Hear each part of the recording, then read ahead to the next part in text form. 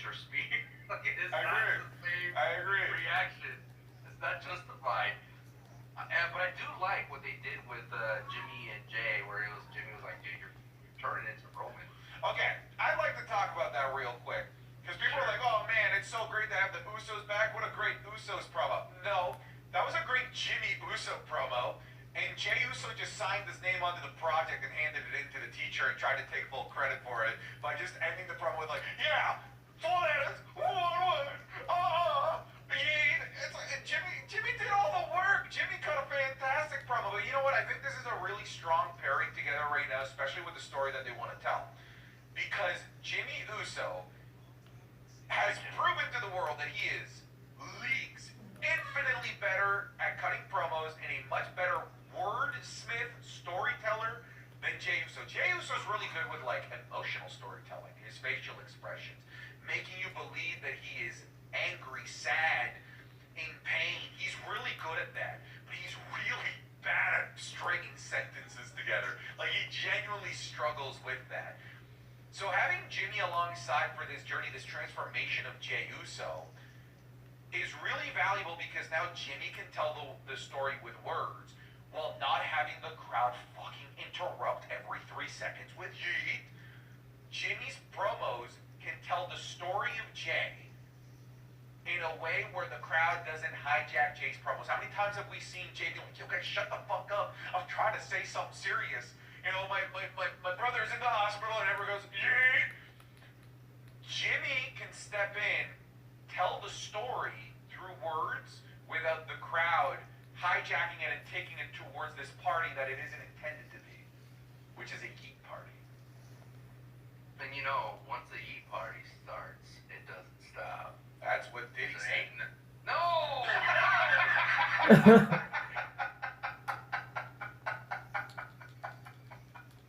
Why do you ruin everything?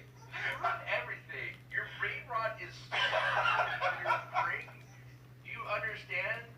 It's like that scene in Family Guy where their brain is sitting there with reading books. You don't have that. It is chaos in that brain. It is just a cesspool. Chaos is a ladder. That's my brain right now, man. I see an opportunity for, dude, I don't even go for home runs anymore with my humor or my brain rot. I'm just taking bunts. No, man, I'm just taking the walk. I take the walk at this point. Anyways, what were you saying? I don't know. Yeet party. WrestlePalooza is going to have those two, and I think it's a great match. I'm still bummed it's not LA Knight and Jey Uso. And Team Yeet is something there. But I think where you're leaning on is that Team Yeet doesn't have a story. They don't have it. They're just the Yeet, their moments and their back and forth. Sure, they're surface level type of thing, but they added a beef between Jay and LA Knight. And Jimmy called it. He's like, I know you're beefing with LA Knight, but we need to put that aside. I don't know where they're going for this. I don't know if it is a Jey Uso heel turn. It is a Jey Uso WTF, they're like, what are you doing, bro? Like, I thought we were on the same team type of vibe. But remember, all this is stemming from a seed planted from Roman Reigns. What did Roman tell him? Yeah, like, look out for yourself. Don't trust anybody. And Jimmy, who's his twin, is he his older brother or no? Twin? No, I don't know. Twins, but yeah. One of them's older brother. They don't come out at the No, same time. I like to believe they came out like this. Same time. That's not possible. That person would be dead, okay? Do you understand? It's not possible. It's a wait, one They just came out like, wepa, at the same time. No, work, Santi. I do I explain the birth of the beast to you, Santi? Little boy. You know? But truly, Jimmy is going to be someone that I'm hoping they can stick around, and I hope they do put them together for a long time. Because you said it, the emotion and the ride of family and Jay and Roman, that is the nucleus of the bloodline. And that is what the catalyst that started everything. But without Jimmy, Jay, and Roman, I don't think you get anything out of this possible heel turn from Jay. You need Roman at some point to come back. Maybe. Oh my god, bro, every time I'm here. Spider-Man in the symbiote suit. Maybe this is Spider-Man Man 3. Maybe we're getting Bully McGuire as Jey Uso. Instead of eating, he's out here. It's pizza time. Maybe, but you can't have another I'm going to be a tribal chief Solo Sikoa. It's pizza time.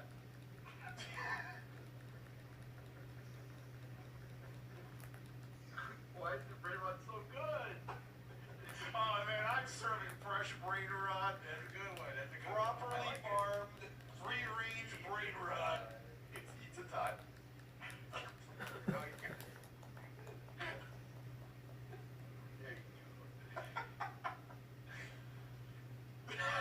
don't know what the fuck we were talking about.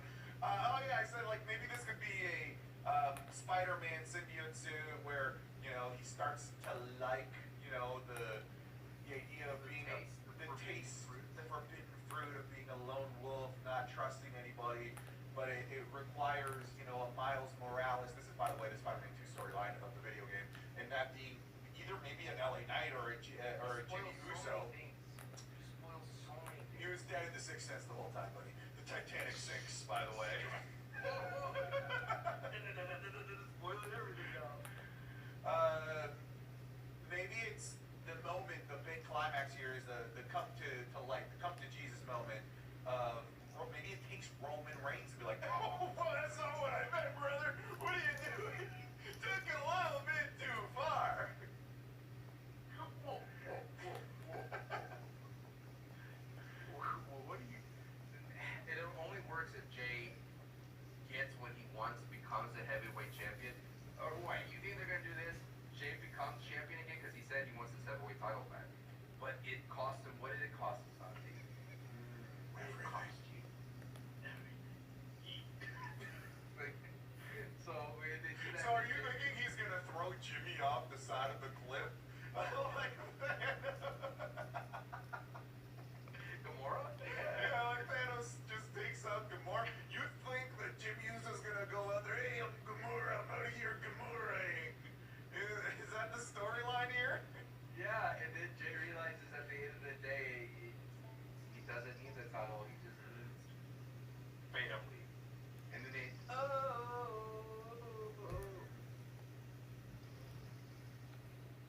I see you again. Facts. I mean, I'm interested. What a crazy thing that they did in the Fast and Furious. Took his brother as a body double to continue the movie. Why? Yeah, I mean, I don't know the timelines, but like I think it was crazier with the Philip Seymour Hoffman. He died, and he was like a pretty big character in one of the Hunger Games movies, right? He was. Oh, yeah. Yeah, I'm pretty sure that was the case. And by the time the third movie came in, because they split the third movie into two, he had already passed away by the second one, and like the entire role of Philip Seymour Hoffman in Mockingjay Part 2 is like CGI. Oh, really? It's crazy what they can do, dude. There's gonna be a point where we won't even need to do this. We'll just tell ChatGPT, hey, Santi's Honcho Wrestling School podcast. This episode be like 25% brain rotted. Talk about these topics. Boom. That's what's gonna happen. Every 10 minutes, ChatGPT will have me going, it's gonna be bloodline rules.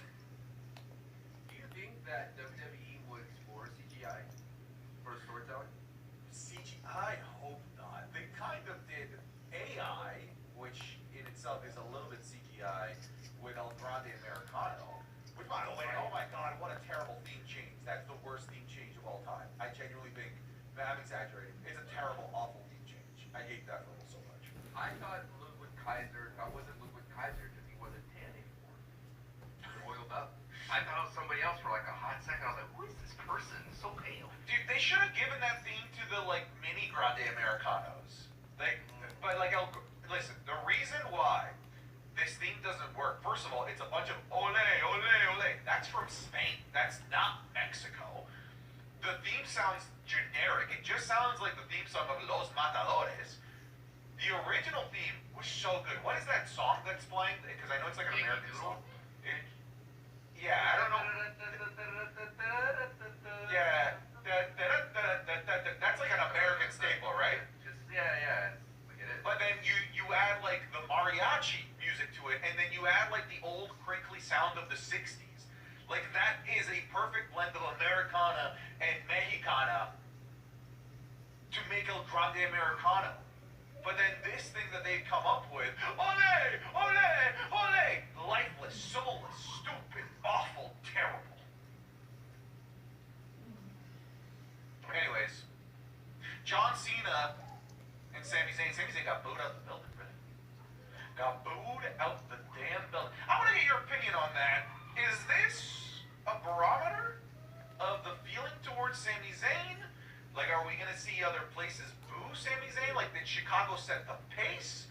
Or did you feel this was simply because he was out there with John Cena? Is there frustration?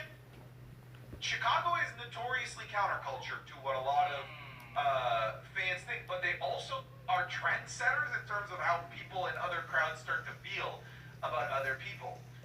Did they set the trend to boo Sami Zayn moving forward? Curious on your thoughts on this.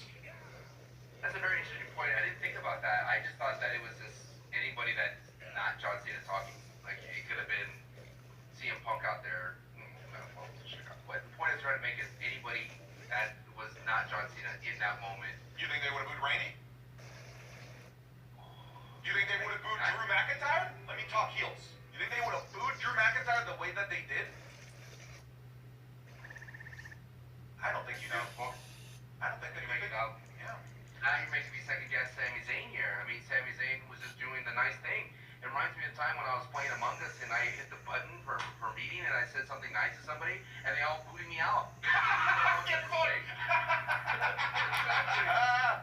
That's what Sami was doing, right? There was a feel-good moment. John Cena, the last time on SmackDown, last time in Chicago, and Sami's like, "Hey guys, I've just hit the button and I just want to let everyone know I love you guys. You guys are amazing. John Cena's great, and I want to come out here and thank him for it." And it was like, boo! Boo! And I'm out here to give John Cena an opportunity. That's all he was saying. And it was so bad to the point where John Cena was like, he had to step in like, "All right, guys, calm down." Okay, let me throw out names. All right, so Randy Orton booed to that degree. Drew McIntyre, talking heel here, booed to that degree. The Miz.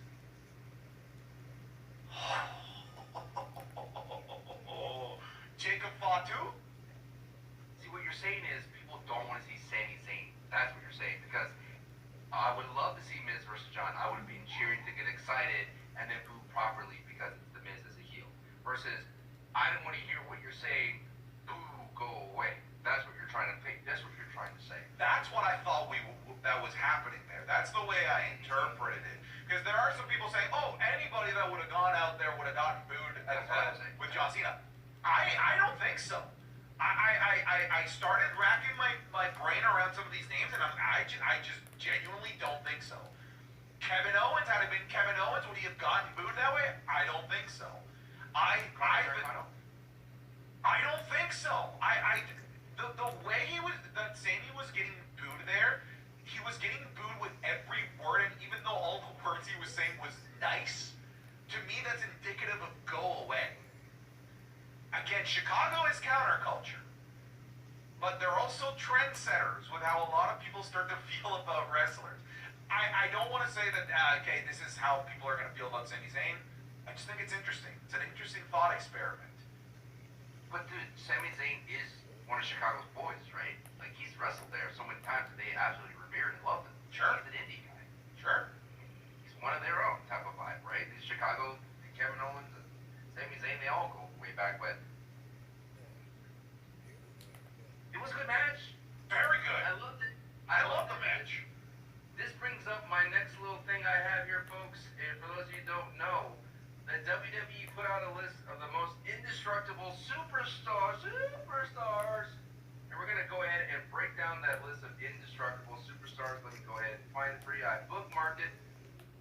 Here you go, Sati. And because, dude, Sami Zayn took, 15 finishers, took so many AAs, took an ankle lock, took an ankle slam, took an edge spear, took a pop-up powerbomb. Wait, hang on. No. According to Michael Cole, Wait. that was not an edge spear. That was, of course, referencing you had with the Tribal Chief Roman Reigns. Of course, Corey Graves will be like, or another Canadian. Sami Zayn should be on this list considering all his finishers he took from Super Cena.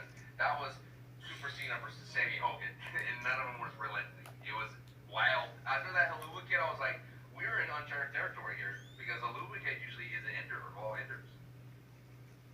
Anyway, What's the list look like? here we go. Don't laugh when I say this name at number 10. Solo Sikoa.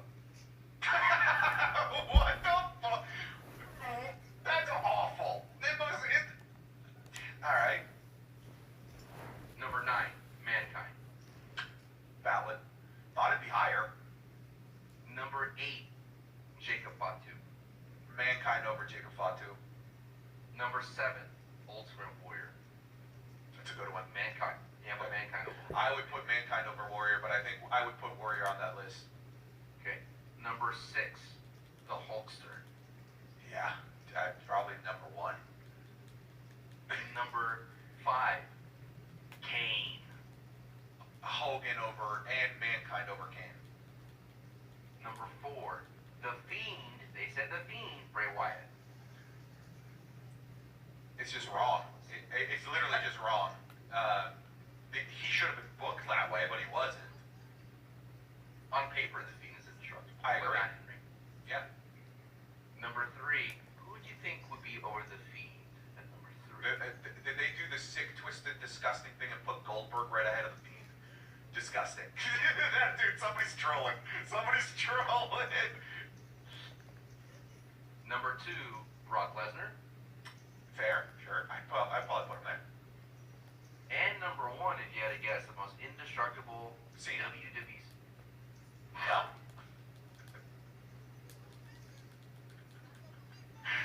John Cena, number 1. Final answer? Yes. It's The Undertaker, you idiot. That makes sense. Who should the number 1 answer there should Deathman, you idiot, the Deathman. I suppose. Undertaker, the guy I who rides through suppose. the guy that gets buried alive and comes back, and who do you pick? Rudy Pebble wearing sock matching, multiple bright colors, looking shit. His slogan is literally "Never give up." You'd think he'd be in the list of Undertaker's indestructible. never die. This, at first you had my curiosity, and now you have my attention. You are correct here. I do declare. I guess, yeah, Taker number 1 I think makes sense. I think number 2 there is Hogan. What do you think? Hogan would probably be the second most indestructible? I'll put Brock at 3. I'd put Kane at 4. I don't know, man. Mankind went through literal attempted murders. He's like, I'm good. Let's do it again. Do it worse. Okay, I put Kane at 5, and then Mankind at 4, and then I put Fiend like down at the bottom, and I put Solo off the list. Yeah. And I'll put Jacob at 10, and I would have added who would I would have added from this list? Sheamus definitely being up there. I mean, the dude takes a lot. Who else would you put on this list that didn't make it? Sami Zayn. We were just on.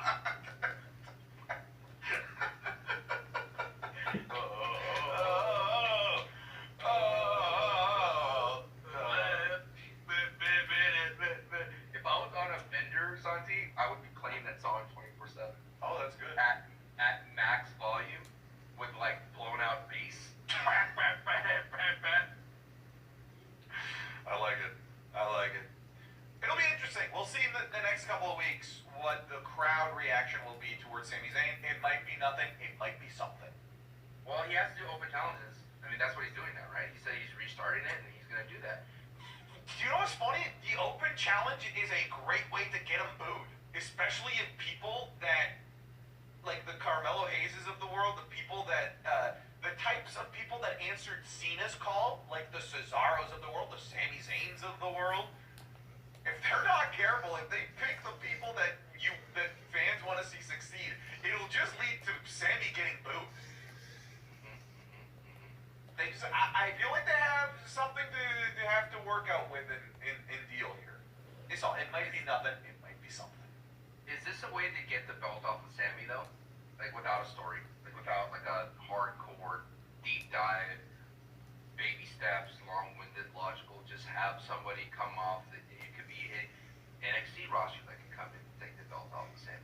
Very possible. Like, I'm trying to remember John Cena's U.S. Championship Open Challenge. I think he literally lost it to somebody who returned. I think it was Alberto Del Rio.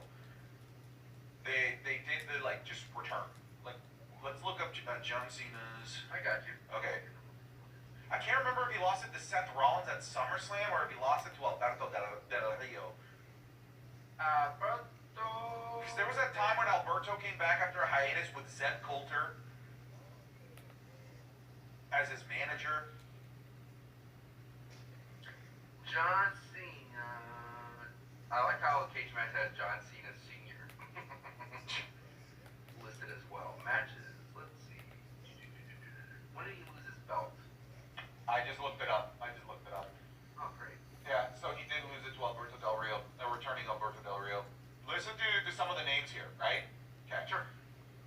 The first one answered by Dean Ambrose. That's a big one. Wait.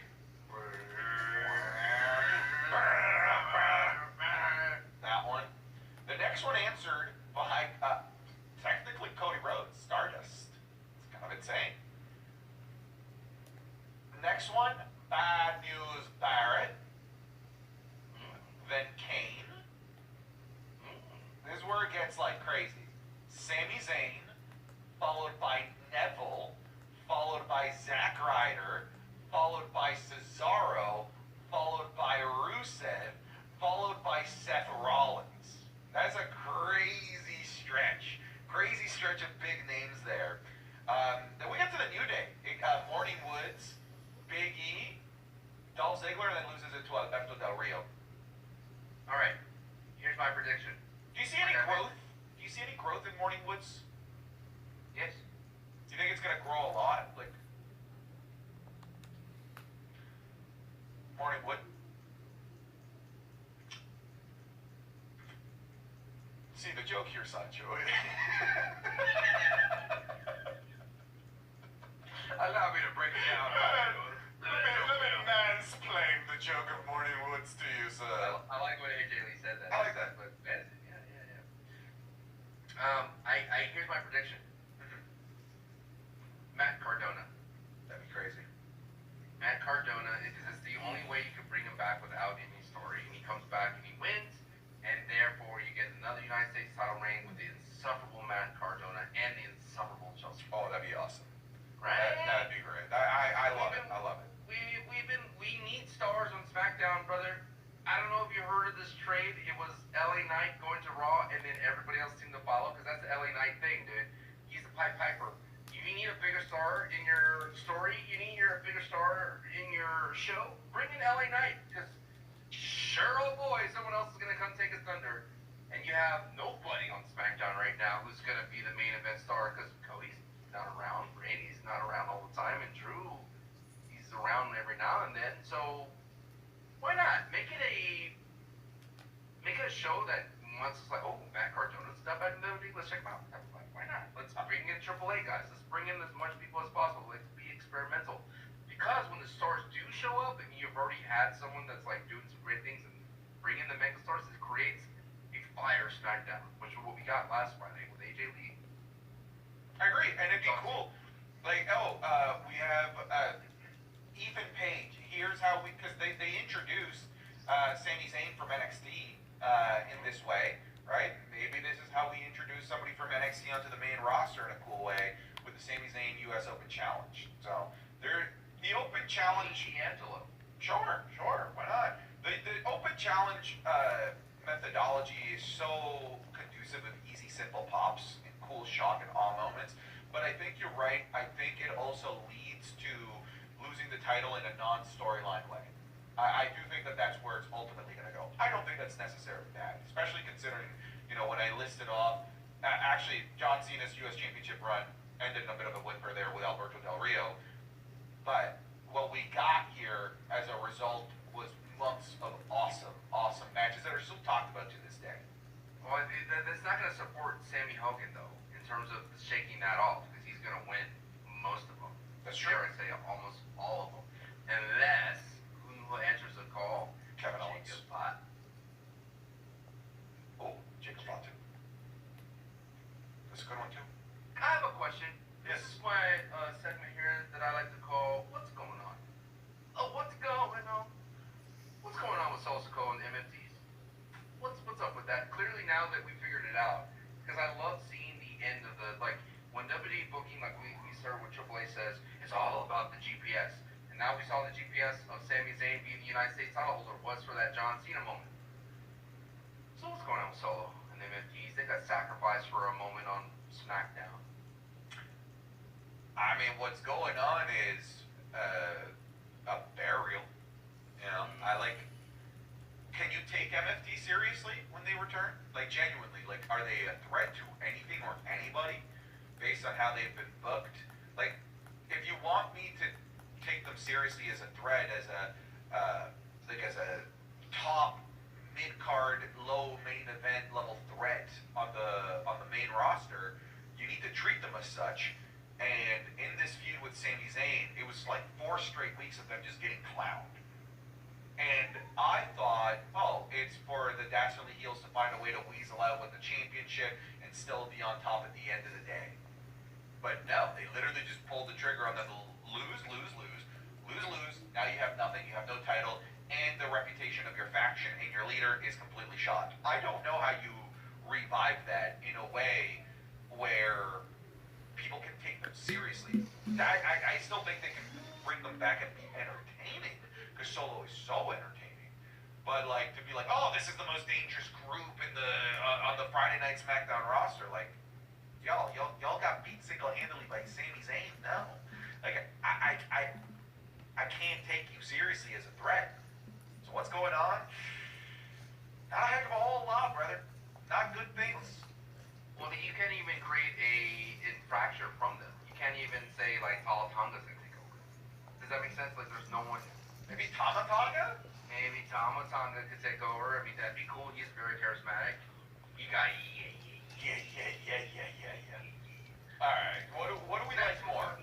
Do we like more? Yeah. Or ooey.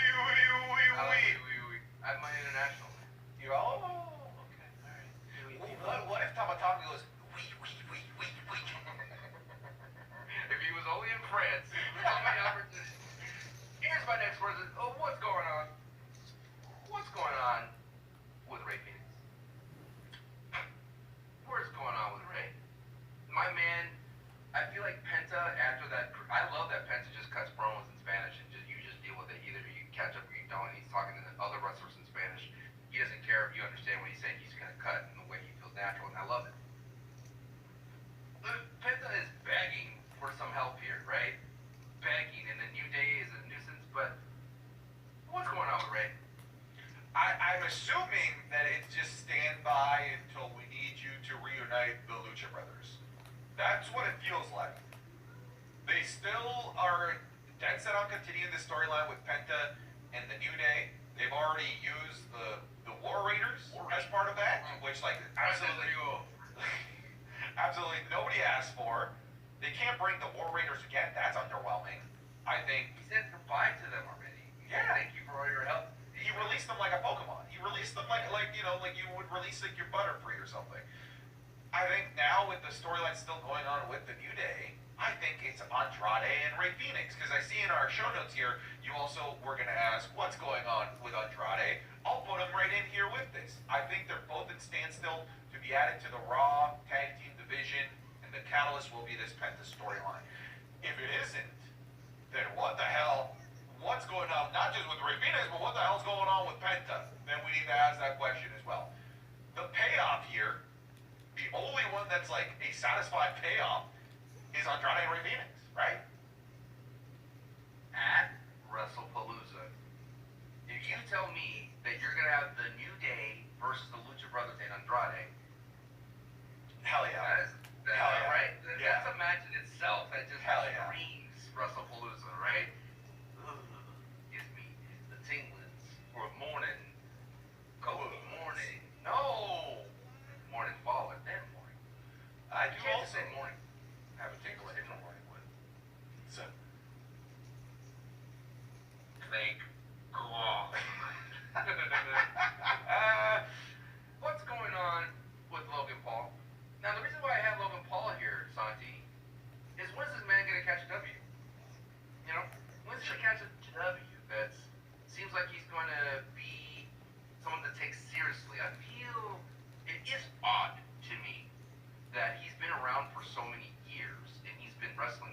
television. He makes appearances. He appears more than some wrestlers. And he wrestles at major PLEs. He puts on the show. He does it, goes all out. And yet, people won't accept Logan Paul. And people still will go tooth and nail and say he's not a great wrestler when there's so much evidence showing you that he is a good wrestler. My question, though, does that mean that does Logan need a world title? Is Logan never going to reach shake these ghouls away in terms of being haunted like a Miz? Because Miz doubled that for so many years, and he went through all of it to be able to be revered now. Is Logan Paul going to be ever revered or admired from the WWE hole? The WWE hole? No. I genuinely am baffled by any argument that Logan Paul is bad at this. Like, I objectively believe that is wrong. He's very good at this. He's good at promos. He's good at storytelling. He's good at making. Oh God! I pulled an Ellen. The cough button didn't go off. I think he's just good at being a WWE superstar. Those that don't want to accept it, it's because they never will accept it. I like what Logan said. I could walk on water, and you guys will think it's because I don't know how to swim. There's nothing that Logan Paul can do. He could go on a Kenny Omega stretch of 5-star matches for the next, a belt collector, 5-star matches left, right, and center, and he will not change those people's minds because those people are entrenched that they just do not like Logan Paul, period. Doesn't change the fact that Logan Paul isn't objectively fantastic at this world of professional wrestling. But can he change those people's minds? No. Those people's minds are made up for the rest of his career. And it is what it is. If anything, it might be beneficial to him to have this portion of the audience hate him as much as they do, because he will be forever a valuable heel at all times that a good portion of the wrestling universe will always be rooting against. Because he will never be the cool heel that everybody roots for. Because there will always be that subset of people that just inherently dislike Logan Paul. And that in itself, when you have as good of a worker in the ring and as good of a promo as Logan Paul is, if it was anyone else but Logan Paul, he'd be the guy that like, oh, this is a cool heel that we want to root for. But he'll never be that. Which means he will always be a great foil to put up against any babyface. And that in itself is a tremendous amount of value for the WWE. It's super valuable to them. So long story short, those people that refuse to like Logan Paul, you have given Logan Paul a place in the WWE for as long as he wants it. I think you've made him invaluable.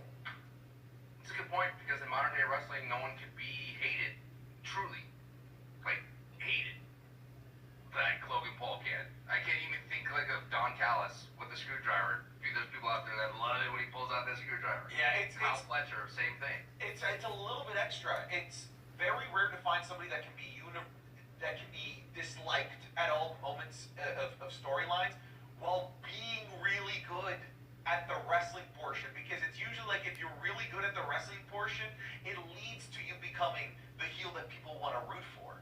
But that's not going to happen with Logan Paul. And that is a really valuable thing. That is a really valuable character that WWE can always rely upon. Like, hey, we need to get this babyface over. Let's put him up against Logan Paul, because Logan Paul can have a really good match, and he isn't going to be that heel that people are going to universally root for and ruin the push of the good guy that we're trying to get over. It's fascinating because I think of MJF, right?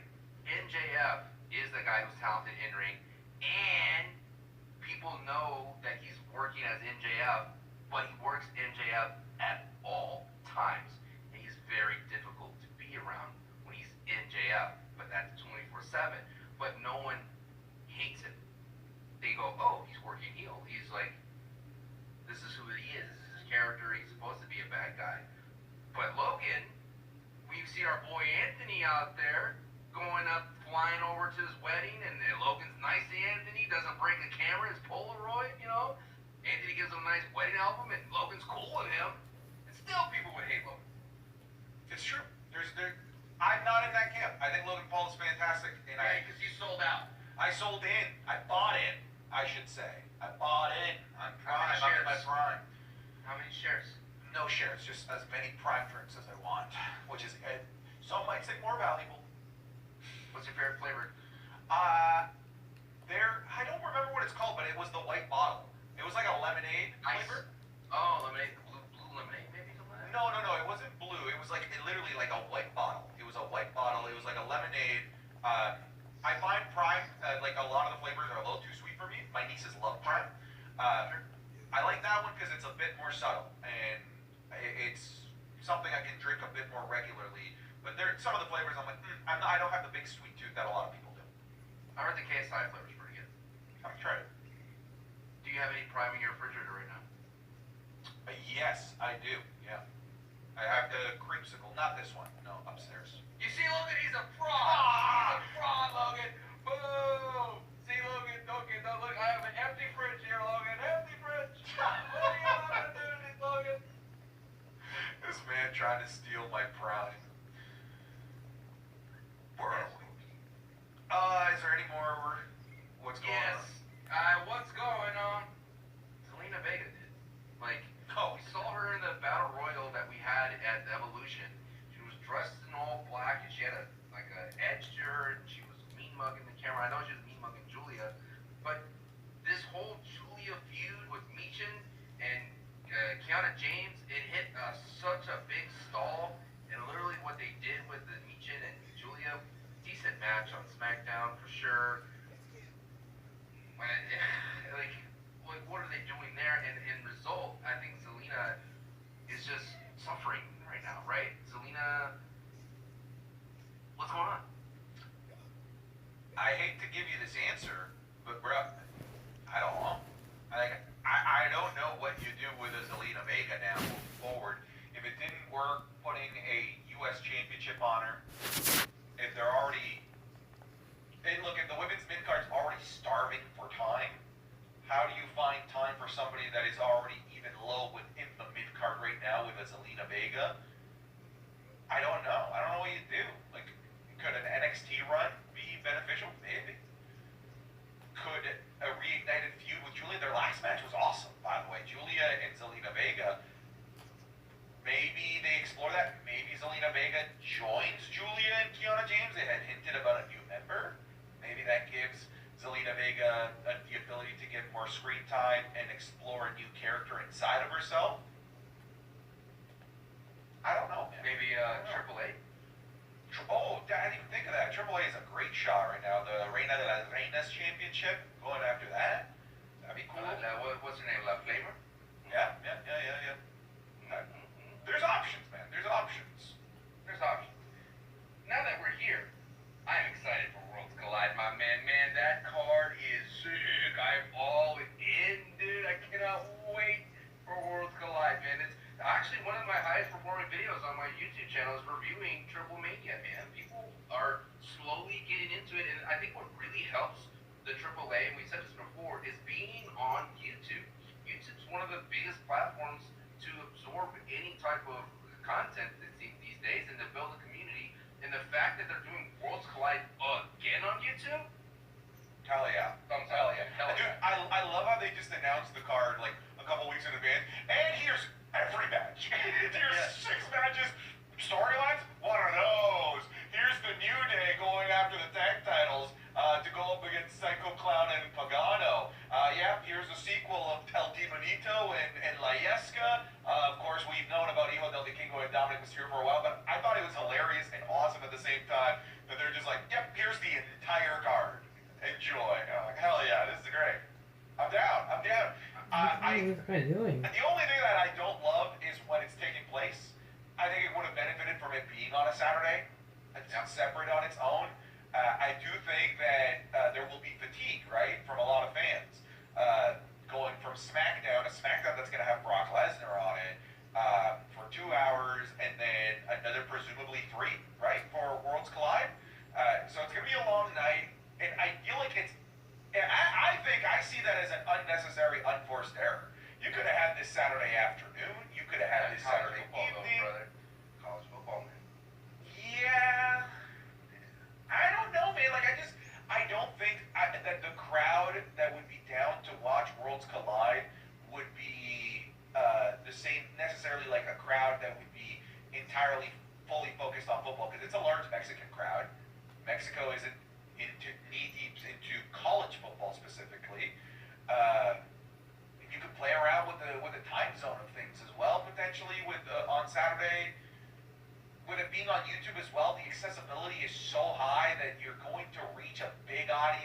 regardless of whether football is on, because you're not asking people to channel surf. You're just asking people to put it on their phone, on their tablet, on their laptop. When was AEW? What's AEW doing? Let's throw it up there. Put it at the same time as Collision, sure. But that's all. That's the only complaint that I got. Isn't it crazy that AEW said, all right, we're bowing out, we're moving all out to 3 p.m. for WrestlePalooza? Are you going to go now? I can't. I'm in LA. I'm in LA. Yeah. So I'll be in LA for the 20th. I'll be watching WrestlePalooza from the hotel on the 21st. Hopefully I have good internet for that. Won't be posting reactions, by the way, in case you're asking. I will do my watch-along reaction stream, but won't be posting reactions. Don't want to mess with the mouse. I'm not down for mouse line rules. Oh. Not down. It's because little con man lost his Facebook page. Yeah. So I'm wondering if the AEW is booking these shows with the expectation and with the leeway to expect to move to the afternoon now. I have an idea. I don't know how we're going to do it, but I could put a folder on the Patreon for our reactions. And that it's a post and that lives there, and as the day, like the night goes on, you just throw them on the folder. It means people can download them and post them wherever they want or watch them and get reactions. But I don't know, it's like a slippery slope in terms of like, all right, now we're going to paywall our reactions. And I don't want to do that. You're making money on this! I know that people want to see the reactions, and that's the hard part of it all. Imagine why don't you do that? On your own Twitter, post a link, be like, here's my reaction. Do what you will. It's I not am a bad not- idea. I am not, I don't know, maybe they can trace back to you, but where the I mean, you're not making money off of it, I mean, you're not posting it, but it's still, you're just Still distributing. That's the key. That's what the mouse is gonna see. That's why I wore this shirt, by the way. You're taking money off of me now. It's a weird dilemma because I remember messaging you after what had been Clash. I was like, good lord, look at these numbers we're gonna be missing out on. Because Clash did numbers, and then at least AJ Lee pulled, at least weekly television could pull in numbers. If the WWE's cooking, it's going to be cooking on IG for weekly television. But Clash was cooking too, man, and Clash pulled in some big numbers. And the idea of losing, God, just look at the card. I'm already salivating on those. I know, but listen, man, it's a one day spike that could jeopardize your lifetime of everything that you've done. So That's true, but I will allow all of you to take the risk because I'm always the first one that gets banned. I'm done being the first one that gets banned. You guys got banned. You got banned on Twitch because you Dumbo had the little monitor with us. Dude, we talked to Twitch about it and they're like, yeah, sorry, bro. They're like, it counts, sorry. They called it and it's right, it's there. They even said like, we know you weren't trying to do it. It's just 24 hours. Eat it. Go do the call because they have this like copyright school. It'll remove your copyright strike. Like they straight up said like we have no concern over you, but like we gotta. Got your ass. They got my ass. It's so dumb. So I dumb. tried to tell you, and I was like, dude, it's a little bit. You're like, no way. I was like, yes, they do less. There's been people who stream UFC fights in NFL from their glasses, and they just sit real close and they try to get the views that way. That's funny. Have you seen the people that like will stream a UFC fight and they've got like a PlayStation controller pretending to? Anything to avoid these robots these days. But yeah, dude, I'm excited for it. I think I'm excited to post at least Worlds Collide because I know we could do that. And Worlds Collide, like I mentioned, it still does numbers because people are interested. I'm surprised no Omos on this card, bro. But you have Omos come down there and be a terror, and there's no Omos in Mexico. Like, what's going on with that? You know what? What's up with that? I'm with you. We should have had the Nigerian giant out there. At least like put a tag team of Microman and Omos, like they see, like they respect each other, and now they're a tag team. They have a war like the bar, 7 matches. Yeah. Night getting like, or like Jeff Hardy and Undertaker, right? And they've had that mutual respect. You know, Omos respects Microman, and they become a team. Dude, that'd be so sick. Dude, imagine Omos coming out and Microman's on his shoulders. I like that, dude. I'm sold. I'm sold. You don't need to keep selling, brother. You sold me. I'm buying. I'm buying. Take my money. Take my money. I have a message to Aleister Black. Go ahead. Stay away from the zesty pin, all right? There's only 2 guys in town that have the zesty pin. How dare you lay on Mr. Wepa King that way? It's a very zesty way to lay on somebody. Yeah, it wasn't like a Shawn Michaels. Yeah, it wasn't like a Shawn Michaels type of like, oh. No, it was our pin. It was our pin. It was a variation of the zesty pin that it's when They're using the zesty pin? when we're drained and exhausted and we use all our stamina, we just lay on the opponent like that. That's what we call the zesty pin 2 option, you know. The zesty pin 1 is or together, you know. Yes, of course. This right here, that just dominates. This right here, this is big zesty. All right, let's get the New Year Heat order. I'll be back in 2 seconds because I am about to piss my pants. Oh God! Don't let me riff. Why do you guys have a problem with me riffing? I mean, I riff because I riff. But let me just take this moment to do a meeting for the Glaze Factory. I know there's a lot of shareholders out there in the Glaze Factory concerned, worried, and we hear you here at the board of the Glaze Factory, and me as the acting member and CEO of the Glaze Factory. We understand that there are concerns. You see our top product facing a lot of trials and tribulations at the moment. I mean, we were so close to capturing gold, and we held United States gold at one point as the LA Knight. But rest assured, we have a new member. Rusev is here, and Rusev just beat Penta, and that's exciting. You know, the Rusev stocks are up, even though we did lose Karrion Kross and Braun Strowman. We still have a lot of hope in LA Knight here. At LA Knight could bring us to the promised land. One thing I want to point out while Santi is gone, and I want to make very clear, is he hates Dominic. That was like an Austin Powers piss. It wouldn't stop. I was like, I gotta get back to recording. And the stream was like, it's not gonna work for me, brother. Peace stream must pose. Why do you hate Dominic Mysterio? I do not. Stop trying to create this narrative. People are starting to believe you. I know, it's not. It's you. No. You the one that literally called his Intercontinental gold a false gold. Fool's Those are gold. your words. Fool's gold. Those are yours. Okay, but that was in the summer when he literally hadn't had a single defense unless he had a broken heart, and you did not care. He was injured, Santi. He had a doctor's note, and you were like, you didn't care. Dude, I used to be a manager, and doctor's notes, I hated them, man. It's like, dude, you're being lazy. I know you're fine. You see this note? Get to You work. see this note? You see this note? That means I can't do work right now, okay? Is there anyone in the office you would have booed? Who was the heel in your office without naming names? And without giving specifics?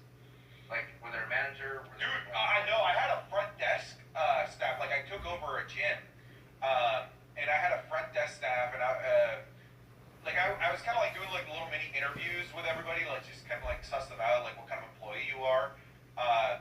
And this guy, I learned, was actively telling people to cancel their membership at the gym and go to a different gym that's cheaper. I'm like, what the? My front desk person is making me lose revenue and sending revenue to my competition. That was my heel. Another heel that I had a girl that worked in my daycare. She just stopped showing up to work. She stopped showing up to work, and she had the nerve to try to keep using her free membership at other locations where it worked. I'm like, no. Permaband. So it sounds like you were the heel. Dude, maybe, but like if you're gonna quit, just tell me. Just say, hey, I don't want to work for this place anymore. Okay, I don't care if I have no emotional attachment. Fine, I'll go find somebody else. But like if I'm expecting you to show up and you haven't said anything, I would hate to work for you. you'd love to work for me. No, I'm a I would great hate manager. to work for you. I would hate. I get shit done. You would be like, where's my hug? He orders all the buzz and excitement that we have for wrestling. These are our fancy graphics at